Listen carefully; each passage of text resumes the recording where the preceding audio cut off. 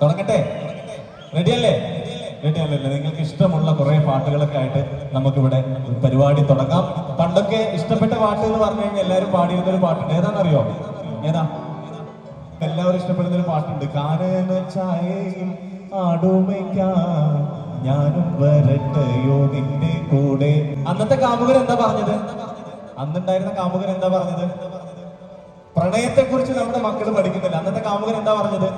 പാടില്ല പാടില്ല നമ്മെ നമ്മൾ പാടെ മറന്നൊന്നും ചെയ്തുകൂടാ.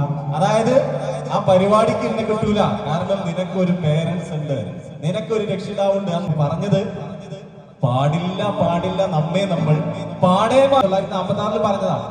ഇപ്പോഴാണെങ്കിൽ പിന്നെ രണ്ടാമത്തെ വരിണ്ട്. ഒന്നാം വനത്തിലെ കാഴ്ച കാണാൻ എന്നെയും കൂടെ കൊണ്ടുപോകൂ. ഉടനെ ആയിക്കോട്ടെ കൊണ്ടുവച്ച് പോരേ നല്ല പറഞ്ഞത്. എന്താ പറഞ്ഞത്? ഇന്നു വേണ്ടെന്നു വേണ്ടോ മലാളേ, അല്ലേ? ഇന്ന് വേണ്ട, പിന്നീട് ഒരിക്കലാവും, അതിനൊരു സമയമുണ്ട്, അപ്പൊ ഞാൻ നിന്നെ കൊണ്ടുപോകാന്നാണ്. ഇപ്പോഴാണെങ്കിൽ എന്താ പറയാ?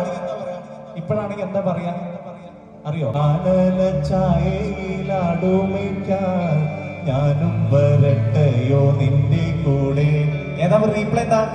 പോരു പുന്നാരേ പോരു പുന്നാരേ മാമ്പു പൂക്കും കാലമല്ലേ. മറുപടിയാണ് ഇപ്പോഴത്തെ കാലത്ത് 2000 കാലഘട്ടത്തിലുള്ള മറുപടിയാണ്. പോരു മുന്നാരെ പോരു മുന്നാരെ മാമ്പു പൂക്കും കാലമല്ലേ. എന്താ മാമ്പു പൂക്കും കാലം എന്ന് പറഞ്ഞാൽ അറിയോ? അറിയില്ലേ? അതിന്റെ ഉദ്ദേശം അറിയാം. പിന്നെ പാടുന്നത് എന്താ അറിയോ? കാനന ചായയിലാടുമയ്ക്കാൻ. ഉടനെ പറഞ്ഞു കഴിഞ്ഞാല് എന്നെയും കൊണ്ടുപോകുന്നു പറഞ്ഞു കഴിഞ്ഞാല് ഉടനെയുള്ള മറുപടി എന്താ അറിയോ?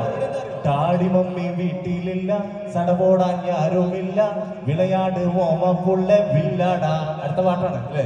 അത്തരത്തിലുള്ള ഒരു സാഹചര്യത്തിലൂടെയാണ് നമ്മുടെ കുട്ടികൾ കടന്നു പോകുന്നത്.